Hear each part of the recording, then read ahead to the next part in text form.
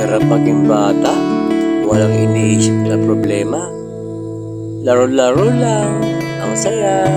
Kasi pag matanda ka na, haharapin mo na ang mga pagsubok at problema.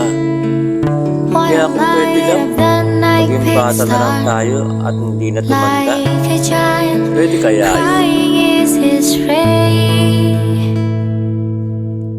yun? Minsan lang sila bata. Kaya habang sila ay nayayakap mo pa, nahahalikan, nakakausap, nakakasama, bigyan mo sila ng oras. Dahil mabilis lang ang panahon. Darating ang oras na may kanya-kanya na silang mundo, kanya-kanyang buhay, at ang oras nila sa iyo ay limitado na lamang. Lang mape-pressure dahil hindi naman contest ang buhay. Hindi naman required na dapat mas magaling ka sa kanila.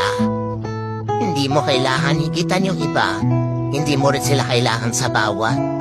Focus ka lang sa buhay mo dahil hindi mo naman kalaban lahat ng tao. Kalaban mo ay ang sarili mo. Kaya kailangan higitan mo yung mga nagawa mo noon. Mas mag-i-improve ka kung gagawin mo yan.